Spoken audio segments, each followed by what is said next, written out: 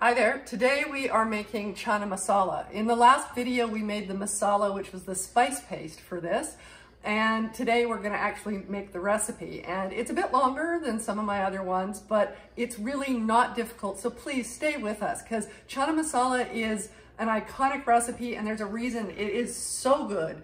And whether you're vegan, vegetarian, or a total happy meat eater, Channa Masala is a great dish.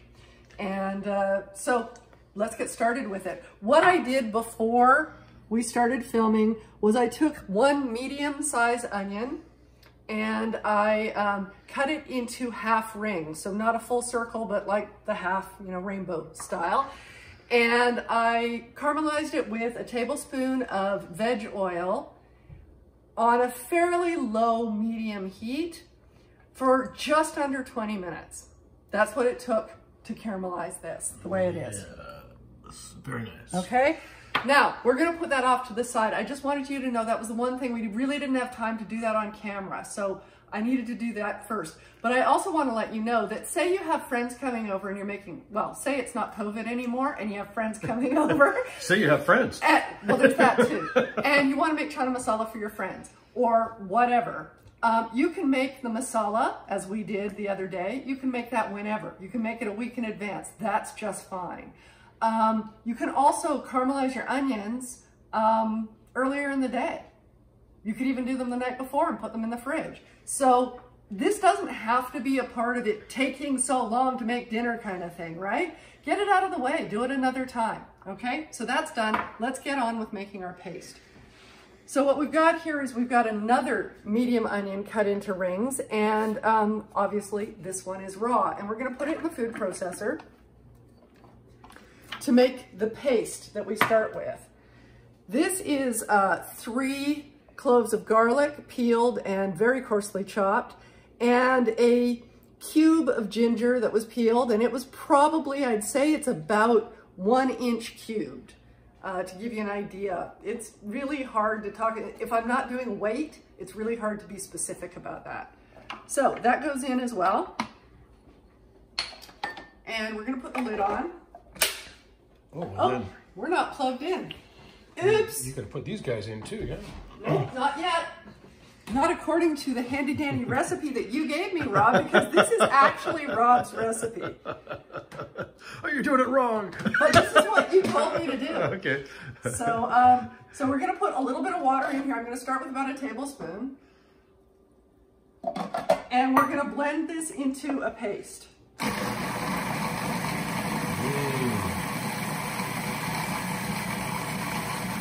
just going to turn that off so I can scrape down the sides.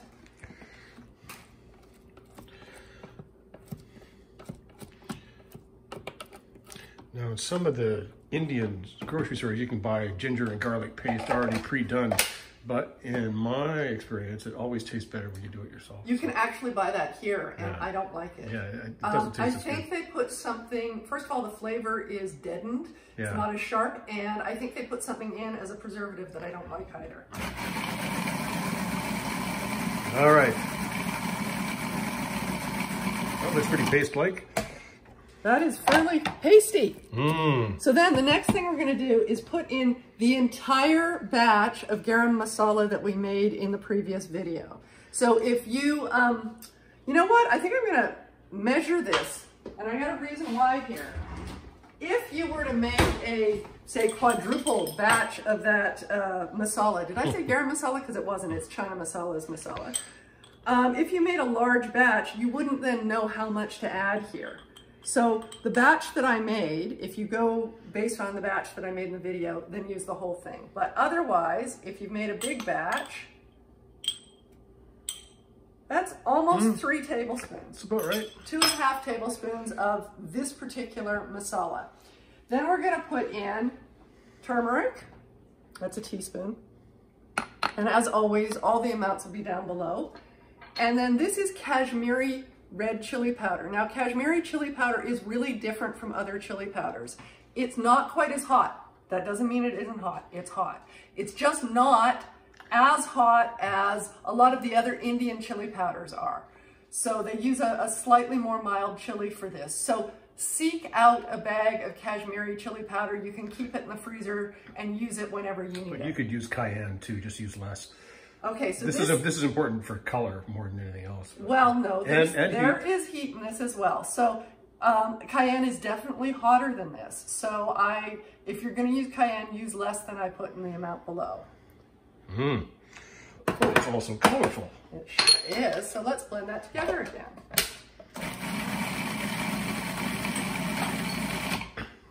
Just going to give that a scrape so we get all the stuff off the sides mixed in properly. Awesome. It smells so good.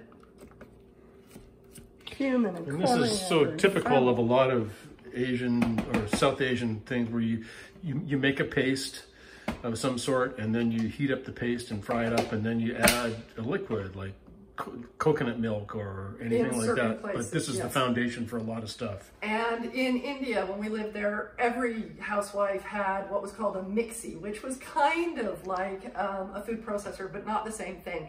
And it was for making all of these pastes. It served that purpose. It was better than a blender. I mean, it's different. It won't do the things a blender will do. It won't do exactly what a food processor does, but it's perfect for making those pastes. I think you're good. I think so too. I think you're fantastic, actually. But this is thank you, Love. So I'm just going to make sure I get that off of the lid there. All right. Now, moving on. And that was, I said, only about a tablespoon of water. So our next step is that we're going to heat up some oil. Now you can use a neutral veg oil here like sunflower, which is our go-to for a lot of things. But because of our time in South India, we actually like the flavor of coconut oil. Real coconut oil. So yeah, this is the coconut oil that has not been deodorized, so it actually smells and tastes like coconut. And this is 2 tablespoons here. So I'm going to turn our frying pan here, our cast iron pan, up to... Our trusty cast iron. Yes, we love it. So up to medium, okay? And we're going to heat that coconut oil until it melts.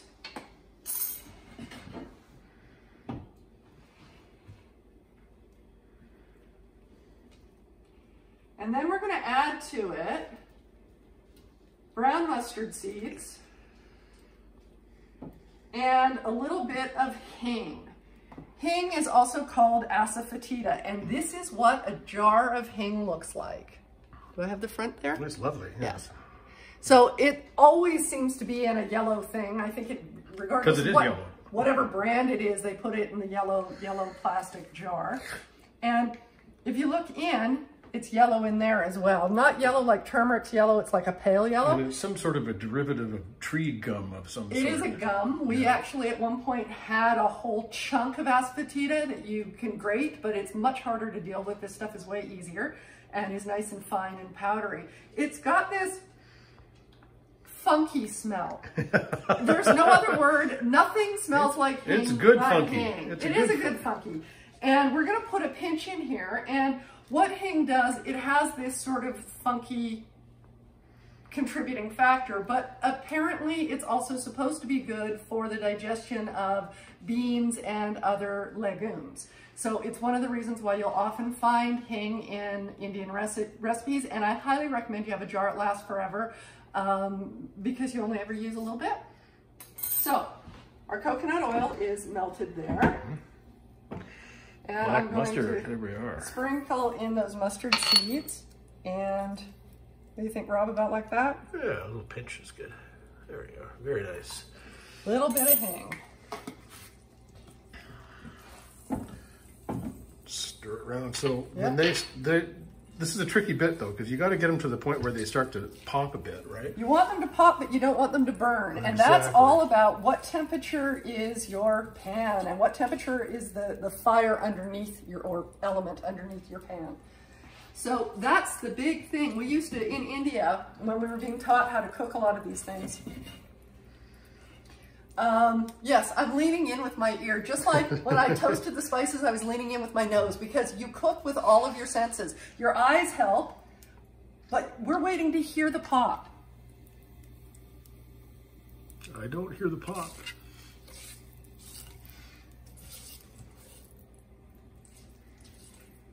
gonna take a bit.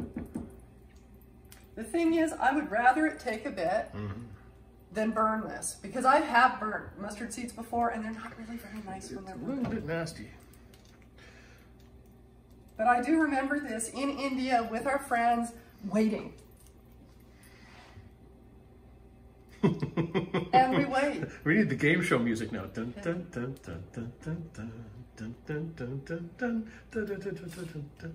Come on, baby. Turn it up. I'm going to. I wouldn't if we weren't on camera, though.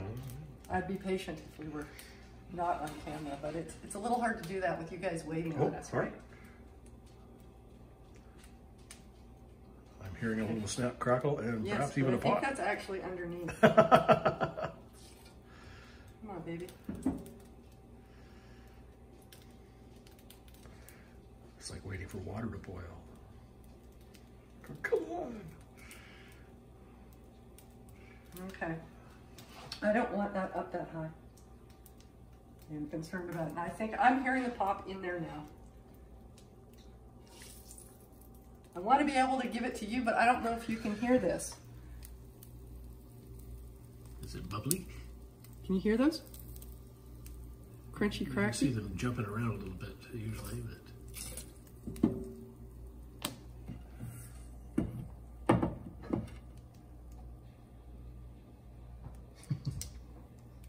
oh, there they are. Okay. There they go. There they go. So it's kind of like popcorn, right? Where you count the seconds sort of thing, except we're not going to count seconds here. I am going to turn that down a bit now that they're popping, and I'm going to put the paste in.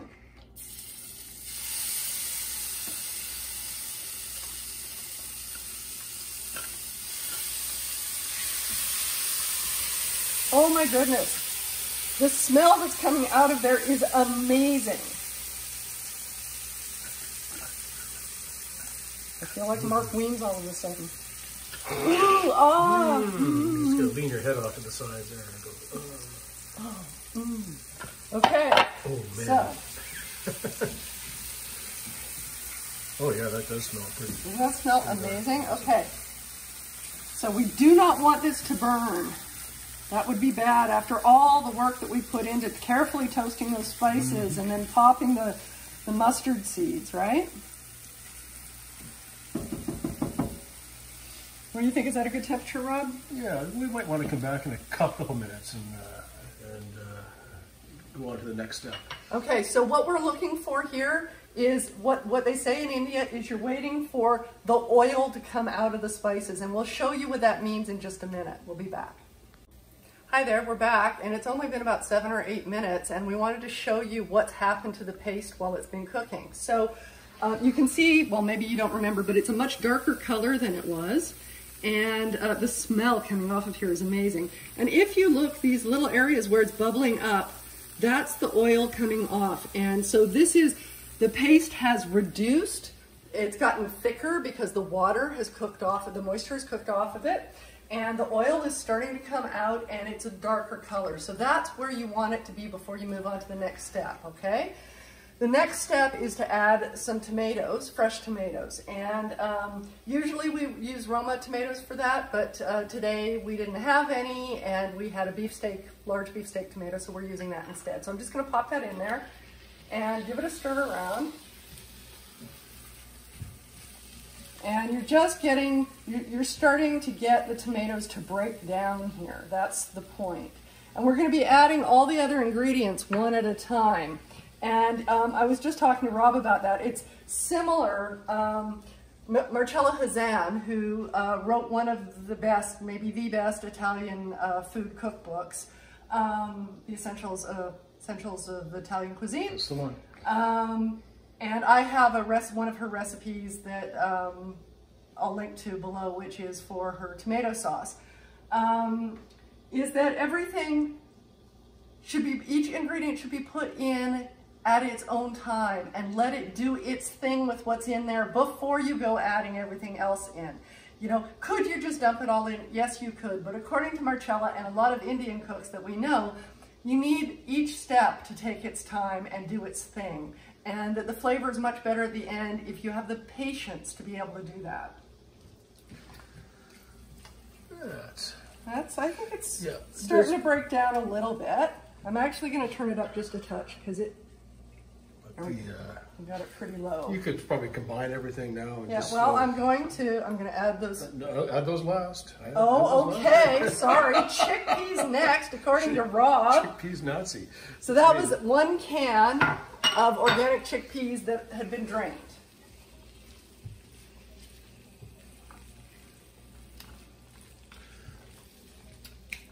So, Your Highness, next ingredient?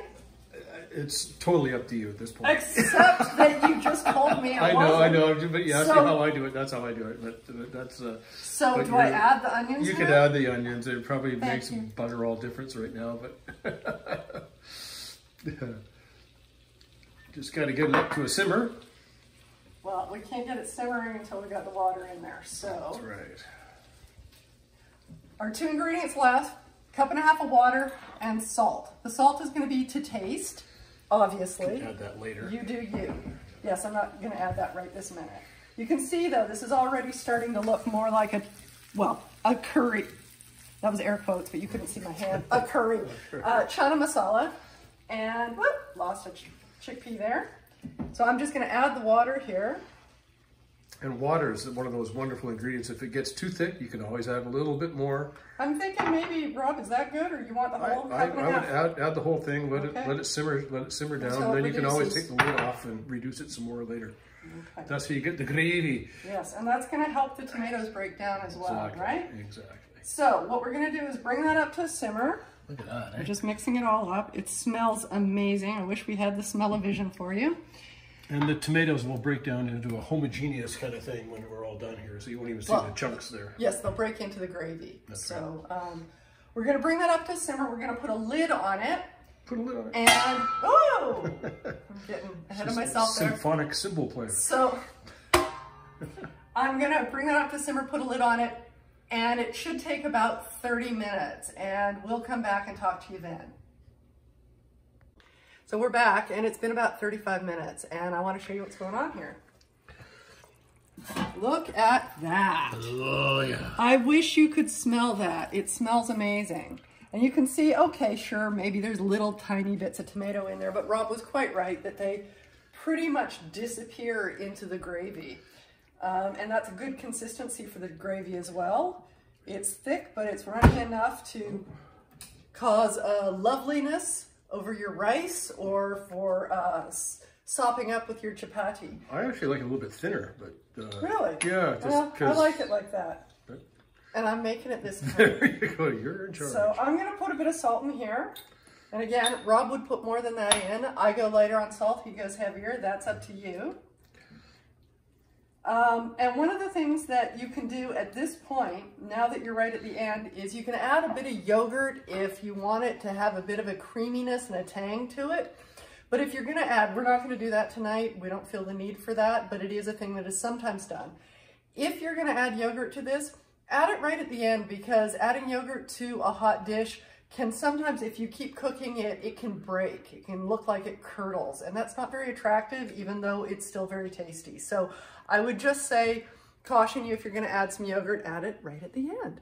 And that's it. That is your Channa Masala. And I know it was a little bit longer than my other videos, but it's worth it. It's really good, and you can do most of this. In fact, you could do this whole thing in advance, turn this off right now, and have guests over in an hour. Or put the whole thing in the fridge and have them over tomorrow. Like, you can do it all in advance. All you have to do is heat it up and serve it with rice, with chapatis, with vegetables, you know, whatever you like that's Indian-ish.